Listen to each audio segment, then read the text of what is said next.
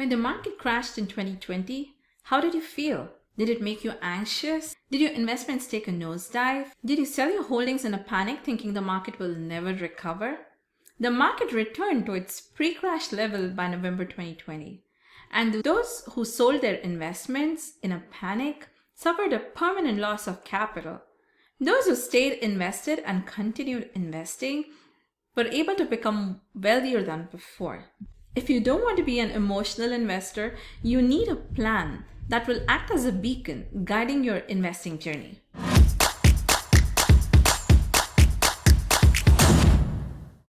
Hi there, I'm Avanti. I'm a mom, an investment analyst, and a CFA charter holder, and I've helped dozens of women take control of their financial futures. Subscribe to my YouTube channel and follow my Facebook page to learn how you can build your own wealth through investing. In this video, I will talk about how you can create an investment plan that will help you achieve your financial goals. Whether you work with a financial advisor or invest on your own, having a plan to guide you will help you make better decisions. An investment plan should include all of your financial objectives and constraints, your risk profile, the types of investment vehicles suitable for specific objectives, and your review and rebalancing schedule. Below in the description, I have shared my template with you. Different people use different versions of an investment plan, so feel free to modify it to best suit your needs. If you're having a hard time coming up with your own financial goals, I have given you a list of sample goals for different decades of your life. You can use it as a guideline. You don't necessarily have to follow all the goals. And in the template, you will have to enter your own inputs for the target amount needed for each goal, the amount that you've already saved, returns, etc. And based on those inputs, the template will tell you how much you need to save each month toward every single goal. The purpose of an investment plan is to give you a snapshot of your investment objectives and constraints and prevent you from making emotional decisions from market movements or anything that's happening around you. Let's begin. Step number 1, identify all your goals that you want to achieve. I try to classify goals as short-term and long-term. So anything that needs to be accomplished in the next 5 years is short-term and anything beyond is long-term. A few examples of short-term goals can be to save for vacation over the next 5 years, to pay off credit card debt, to build an emergency fund, and so on. A few examples of long-term goals can include saving for retirement, saving for kids' college education, and so on. Step number 2, identify all the constraints related to your goals. There are 5 main constraints that you need to identify. The first constraint is time horizon. This is the time by which you want to achieve your goal. For example, if you want to retire in 20 years, your target horizon for retirement is 20 years. If your goal is to save for your kids' college education, your time horizon is the time between now and the time she goes to college. If you plan to pay off your student debt in 2 years, your time horizon for that goal is 2 years. The longer your time horizon, the more risk you're able to take in that portfolio. For example, if you plan to retire next year, 100% allocation to risky assets such as stocks is not recommended. If the market goes down before you retire, your portfolio will have almost no time to recover, and you will have no time to make additional contributions to your retirement portfolio to make a significant impact. As you get closer to your goals, your time horizon will shrink. So it's important to choose assets based on the time horizon. The second constraint is liquidity requirement. Liquidity is the ability to convert an asset quickly into cash without loss of value. When you hold cash in your wallet or in your checking or savings or money market account, it is highly liquid. If you deposit $100 in your checking account today, you're able to withdraw $100 tomorrow without any significant risk. Contrast that with a physical asset such as real estate. If you own a house, it is not easily convertible to cash. When you put $100 in an investment asset such as a stock or an index fund today, you may not know what the value will be tomorrow when you need the money. So when you try to convert that investment asset into cash tomorrow, you may not receive $100. So there is a potential for loss of value.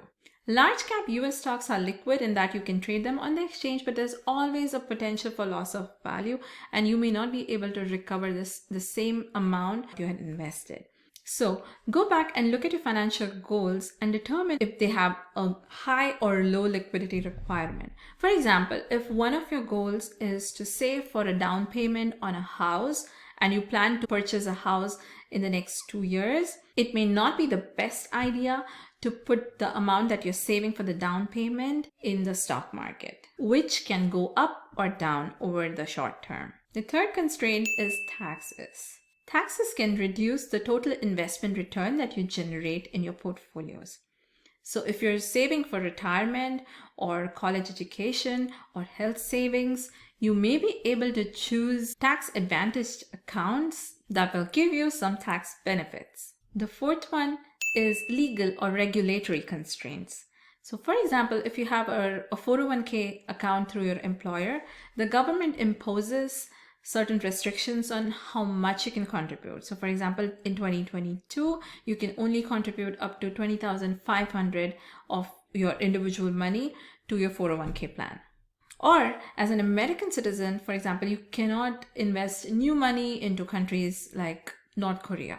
Number 5, unique or personal circumstances. Some people have some restrictions on what kind of companies they like to invest in.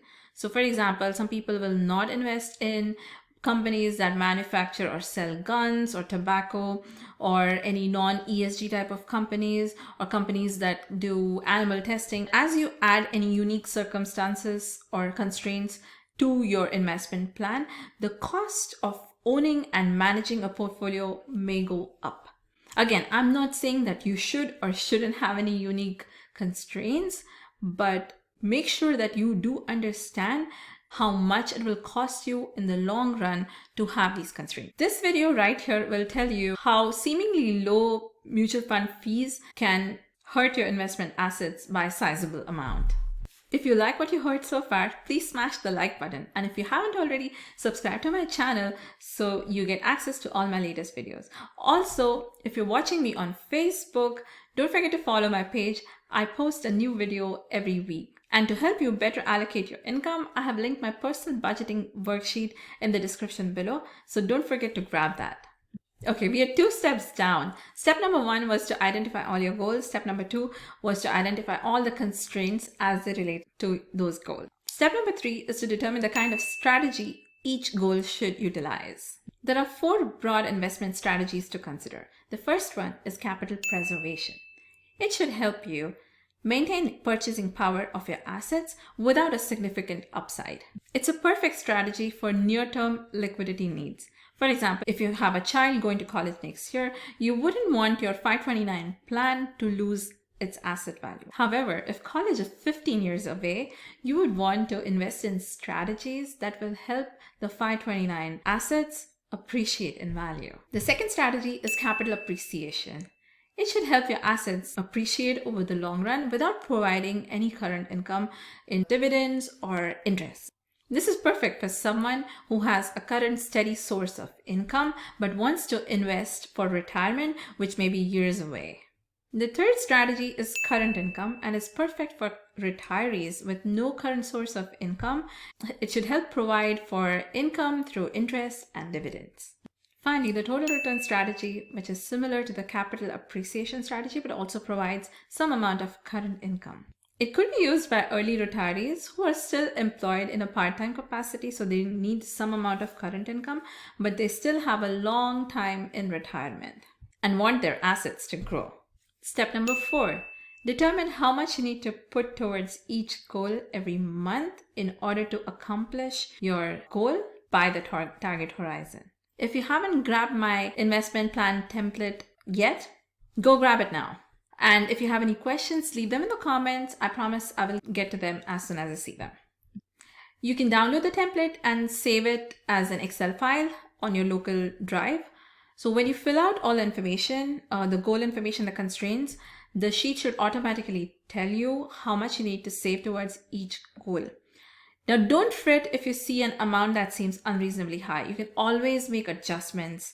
So for example, if one of your goals is to pay off student debt in the next 2 years and the monthly amount that shows up in the template is too high and you don't think you're going to be able to afford that much, don't worry, just change your target horizon. Instead of having a goal to pay it off in 2 years, you can change it to 3 years or 4 years or 5 years, whatever makes you comfortable.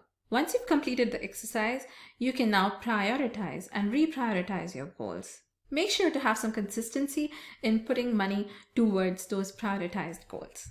Step number 5, determine the types of accounts and investment vehicles to use for each goal. There are several different types of accounts you can use. Retirement accounts that are discussed in this video. There are HSA plans, brokerage accounts, checking accounts, savings accounts, money market accounts, and so on. And there are many different investment vehicles: cash, stocks, bonds, mutual funds, ETFs, and so on. Based on your objectives, constraints, and risk tolerance, you can choose any of these or other investment accounts and vehicles for each goal. This is not the end of your investment plan. The next step is to set up a review schedule. Set up a quarterly or annual reminder on your phone to come back and revisit this investment plan and make appropriate changes to it. You should also visit this plan when there are significant life changes, such as birth of a child, change in marital status, change in employment status, and so on. Rebalance your portfolio as necessary. Rebalancing is a separate topic, and I will discuss it in a later video. Once you have a plan in place, you can use it to hire an investment advisor or change investment advisor, or do it yourself. The template I've shared is a great starting point. Feel free to modify it as you go along. The template is meant for educational and informational purposes only and is not meant as a guarantee that you will achieve your goals just by completing the template. In my next video, I will talk about the foundations of investing, whether you should prioritize paying off debt or prioritize investing. Make sure you subscribe to my channel and click on the bell icon so you don't miss it. That's it from me for this week. As always, don't forget to be happy, to be kind, and to be your best self. Bye. And here are some more videos I think you will enjoy. I would really appreciate your hitting the like button and sharing this video with your friends and family. It will help me reach more people.